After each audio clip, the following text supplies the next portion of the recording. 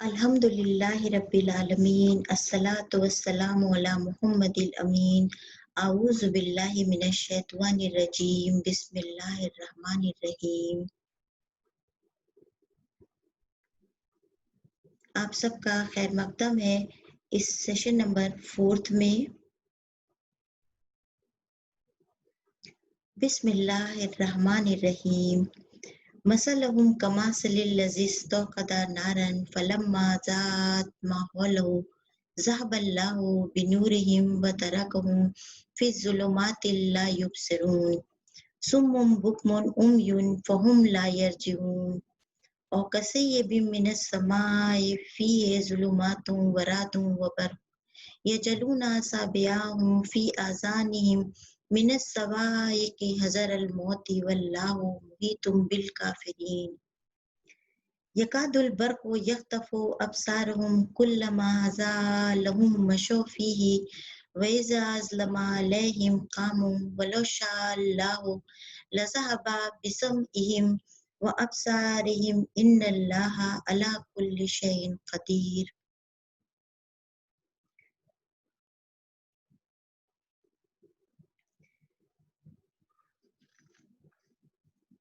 तो शुरू करते हैं आयत नंबर 17 से। इसका सादा तर्जुमा इस तरह है, ये इन लोगों की मिसाल है, ये मिसाल ऐसी है कि जैसे किसी शख्स ने अंधेरी रात में एक अलाव जलाया, फिर जब आग ने उसके माहौल को रोशन कर दिया तो अल्लाह ने उनकी रोशनी यानी देखने की सलाहियत ही सलब कर ली और उन्हें इस तरह अंधेरों में छोड़ दिया कि वो कुछ नहीं देख सकते। आयत नंबर 18, ये बहरे हैं, गूंगे हैं और अंधे हैं और ये कभी नहीं लौटेंगे। आयत नंबर 19, या इनकी मिसाल कुछ इस तरह है जैसे कि आसमान से खूब बारिश हो रही हो, अंधेरा हो, उसमें बिजली की कड़क और चमक ऐसी हो कि मौत के डर से अपने कानों में उंगलियां ठूंस ठूंस ले रहे हों, हालांकि अल्लाह इनकार करने वालों को अपने घेरे में लिए हुए है। आयत नंबर 20, करीब है कि बिजली की चमक इनकी आंखों की रोशनी ही छीन ले। जब भी बिजली चमकती है इसमें वो कुछ चल पड़ते हैं और जब इन पर अंधेरा छा जाता है तो फिर रुक जाते हैं और अगर अल्लाह चाहे तो इनके सुनने और देखने की सलाहियत को ही वापस ले ले, छीन ले, और यकीनन अल्लाह कदीर है यानी पूरी कुदरत रखने वाला है।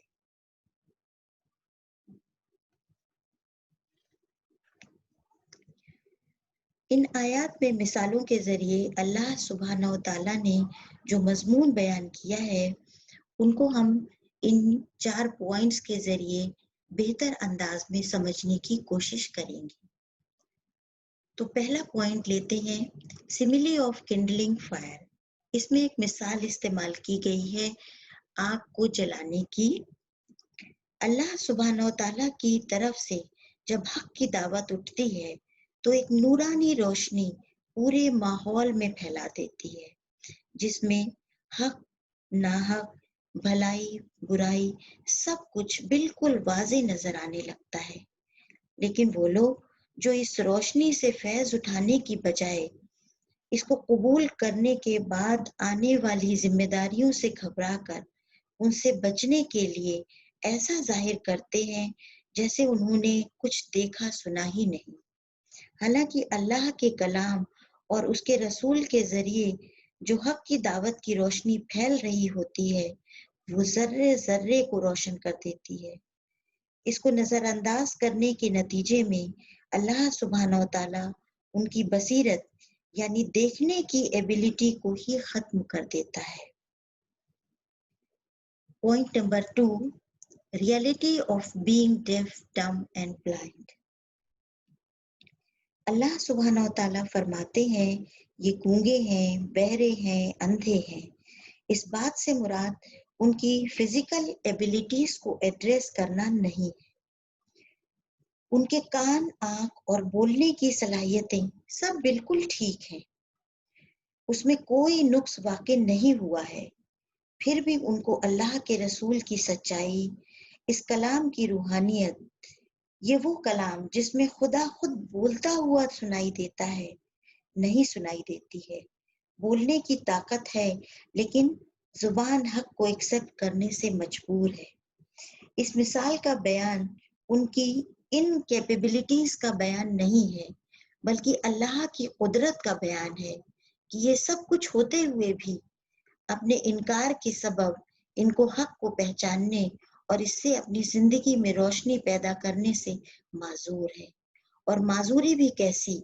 جیسے بہرے، گونگے اور اندھے. Point number 3، another simile of rain and lightning. ایک دوسری مثال بھی اللہ تعالیٰ نے آیت نمبر 19 میں پیش کی ہے. بارش اللہ کی رحمت کی ایک علامت ہوتی ہے، ایک سمبل ہوتا ہے. یہاں بارش کی مثال اللہ سبحانہ و تعالیٰ نے اس بارش کی مثال کے طور پر لی ہے کہ اللہ کی آسمانی احکام نازل ہو رہے ہیں، اللہ کی طرف سے قرآن کا نزول ہو رہا ہے جو تمام انسانوں کے لیے ایک بارش ہے، رحمت کی بارش ہے. اور انسانوں کا ایک گروپ ایسا ہے جو اس سے اس طرح خوف زدہ ہے جیسے کوئی موت سے ڈرتا ہے. ان کی کانشیس ان کو چلنے پر اکساتی ہے، مجبور کرتی ہے، تو کچھ آگے بڑھتے ہیں، کچھ آگے چلتے ہیں، لیکن پھر دنیاوی مصلحتیں یعنی حسد، ضد اور اپنی پوزیشن انہیں پھر سے واپس کھینچ لیتی ہیں. حق کی دعوت کی قبولیت جہاں ایک طرف ہمیشہ کی کامیابی کی ضمانت ہوتی ہے، وہیں کچھ اندیشے بھی صاف لاتی ہے. اور جو اندیشے صاف دکھائی دیتے ہیں جیسے کہ اپنی بڑائی کا خاتمہ، زندگی کے بنے بنائے ڈھانچے کا ڈسٹرب ہو جانا، اور یہی اندیشے انہیں حق کی دعوت کو قبول کرنے سے روکتے ہیں، اس میں مانی بن جاتے ہیں. Point number 4، role of sense organs in acceptance of truth. یعنی اللہ سبحانہ و تعالیٰ نے جو یہ ہمیں سینس آرگنز دیے ہیں جن سے ہم باہری دنیا سے انفارمیشن کو ریسیو کرتے ہیں اور پھر ہمارا برین اسے پروسیس کر کے ہمارے ذہن میں اس انفارمیشن کو نالج کے ٹرم میں کنورٹ کر کے، تبدیل کر کے ہمیں واپس کرتا ہے، اور جس نالج کے فائدہ اٹھاتے ہوئے ہم دنیا میں سچائی، جھوٹ، اچھائی اور برائی کی تمیز کو اپنے بیہیویئر میں شامل کرتے ہیں. تو ان کا اصل استعمال کیا ہے؟ اللہ سبحانہ و تعالیٰ کی دی ہوئی جو صلاحیتیں ہیں، اگر وہ صلاحیتیں اس اللہ کو ہی پہچاننے میں قاصر ہیں، اس کو ہی نہیں پہچان سکتی ہیں، تو بندہ اپنے خالق اور مالک کی آواز کو ہی نہیں سن سکتا ہے. تو اس کے جو کان اللہ نے دیے ہیں ان کا ہونا اور نہ ہونا دونوں یکساں ہے. اگر سامنے حق آ جاتا ہے اور انسان کو اللہ نے جو آنکھیں دی ہیں اس کے ماتھے پر، وہ آنکھیں اس حق کو حق نہیں سمجھ پاتی، تو پھر ان آنکھوں کا استعمال ہی اس دنیا میں بیکار ہے. تو پھر ان کے ہونے اور نہ ہونے سے کیا فرق پڑتا ہے؟ دراصل نقصان اس وقت نہیں ہوتا جب انسان کے پاس سننے کے لیے کانوں میں وہ صلاحیت نہ ہو، یا آنکھوں میں دیکھنے کے لیے بصیرت نہ ہو، یا اللہ نے جو ہمارے دماغ دیا ہے اس دماغ کی صلاحیتوں میں کمی ہو. بلکہ ہمارا اصل نقصان تب ہوتا ہے جب ہمارے دل اندھے ہو جاتے ہیں اور جب ہمارے دماغ ان ریئل گائیڈنس پر کام کرنا بند کر دیتے ہیں. تو اللہ تعالیٰ نے جو ہمیں سینس آرگنز دیے ہیں ان کا ہمارے لیے جو صحیح استعمال ہے وہ اس خالق اور مالک حقیقی کو پہچاننا اور اس کی ہدایتوں پر عمل کے لیے اپنے آپ کو تیار کرنا ہے. وآخر دعوانا ان الحمد للہ رب العالمین. انشاءاللہ اس سے آگے کی آیات میں ہم آگے کی ویڈیو میں آپ کے ساتھ اپنی انفارمیشن کو شیئر کریں گے. تب تک kindly contribute by putting your efforts in spreading this message of Allah subhanahu wa ta'ala.